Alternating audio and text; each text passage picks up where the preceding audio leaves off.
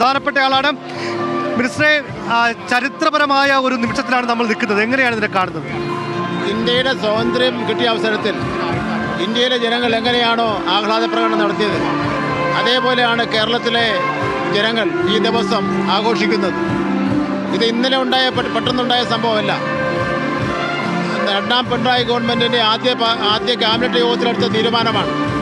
ഭൂമിയില്ലാത്തവർക്ക് ഭൂമി, വീടില്ലാത്തവർക്ക് വീട്, റേഷൻ കാർഡ്, പിന്നെ ജോലി, അതുപോലെ മക്കളുടെ വിദ്യാഭ്യാസം, ID കാർഡ്, എന്തിനു പറഞ്ഞ വോട്ടേഴ്സ് ലിസ്റ്റിലെ പേരടക്കം ചേർത്തുകൊണ്ട് ഒന്നുമില്ലാതെ തെരുവിൽ കഴിഞ്ഞിരുന്ന കൂട്ടർക്ക് ഒരു ജീവിതം കൊടുത്ത് അവരെ മനുഷ്യരായി കണ്ടു എന്നുള്ളതാണ് ഇതിൽ ഏറ്റവും പ്രത്യേകത. അത് കേരളത്തിൻ്റെ ചരിത്രത്തിൽ ഒരു സംസ്ഥാനത്തും നടന്നിട്ടില്ല എന്നുള്ളതാണ്. ഇതിന്റെ ഏറ്റവും പ്രധാനപ്പെട്ട ആളെന്ന് വേണമെങ്കിൽ മന്ത്രി MP രാജേഷ് പറയാം. ഇന്ന് പ്രതിപക്ഷം സഭയിൽ കാണിച്ചത്, പ്രതിപക്ഷ സഭയിൽ ഇറങ്ങിപ്പോകുന്നു, ഈ പരിപാടിയിൽ പോലും പങ്കെടുക്കുന്നില്ല. എങ്ങനെയാണ് താങ്കൾ ഒരു പൊതുപ്രവർത്തകൻ, ജനപ്രതിനിധി അതിനെ കാണുന്നത്? പ്രതിപക്ഷത്തിൻ്റെ ഒരു പാപ്പരത്വത്തെയാണത് കാണിക്കുന്നത്. കാരണം നമ്മുടെ സംസ്ഥാനം കൈവരിക്കുന്ന ഒരു നേട്ടത്തിൽ ആഹ്ലാദിക്കാനോ അഭിമാനിക്കാനോ കഴിയാത്ത അങ്ങേയറ്റത്തെ സങ്കുചിത രാഷ്ട്രീയം, അതിൻ്റെ തടവറയിലാണ് പ്രതിപക്ഷം എന്നാണെന്ന് കാണിക്കുന്നത്.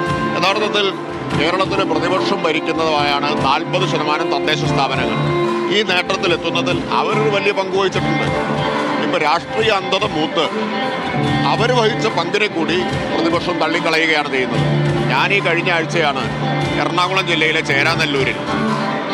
ചേരാനെല്ലൂരിൽ UDF ഭരിക്കുന്ന പഞ്ചായത്തിൻ്റെ അതിദാരിദ്ര്യമുക്ത പ്രഖ്യാപനം നടത്തിയത്. അതിന് സാക്ഷ്യം വഹിക്കാൻ കോൺഗ്രസിൻ്റെ MP ശ്രീ ഹൈബി ഇടണം, MLA ശ്രീ TJ വിനോദ് ഉണ്ടായിരുന്നു.